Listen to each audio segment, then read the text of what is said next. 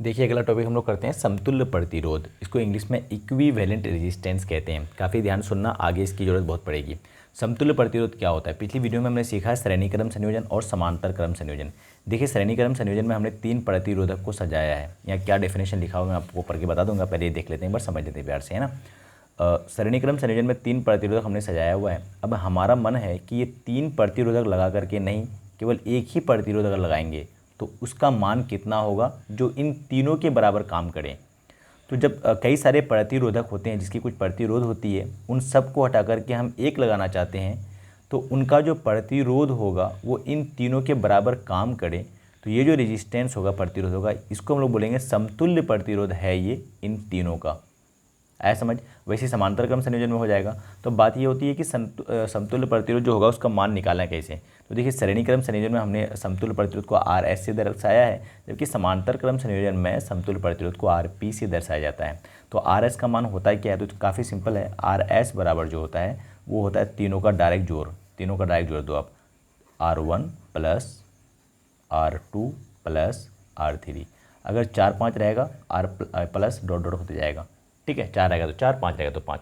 वैसे ही अगर आप समांतर क्रम संयोजन में समतुल्य प्रतिरोध निकालेंगे तो क्या होगा यहाँ पर आंसर 1/RP, यहाँ उल्टा करके जुड़ता है। 1/RP बराबर 1/R1 plus 1/R2 plus 1/R3 plus dot dot dot, है ना, जितना प्रतिरोधक रहेगा। आइए समझ, काफ़ी सिंपल।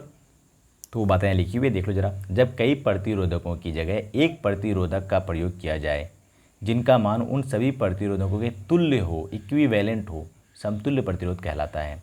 इसे R E Q equivalent, E Q ठीक से इससे दर्शाया जाता है। अब आर ई क्यू दो तरह का हो गया, आर एस सीरीज के लिए और आर पी समांतर यानी पैरेलल के लिए, ठीक है। एग्जाम्पल के लिए देखो यहाँ पे R1 R2 R3 दिया हुआ तो हमने यहाँ पे जोड़ दिया डायरेक्ट, और यहाँ पे 1/RP करके जोड़ा है। एग्जाम्पल देखो ध्यान से, यहाँ पे 4 दिया हुआ है, 6 दिया हुआ है, 2 दिया है, तो आंसर कितना आ जाएगा? 4 6 4 10 और 2 12, लिख लिया हमने 12।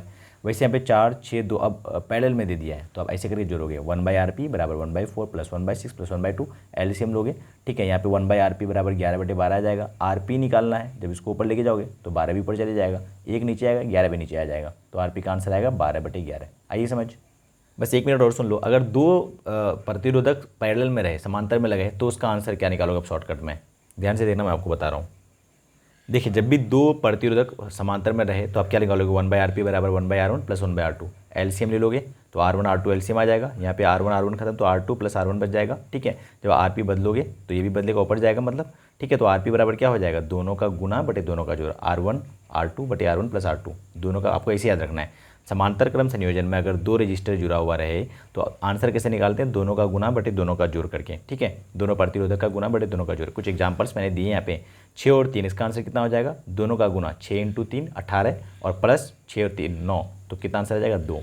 दिख रहा है आपको आंसर, ठीक है। 6 × 3 बटे 6 प्लस 3, तो आंसर 2 आ जाएगा।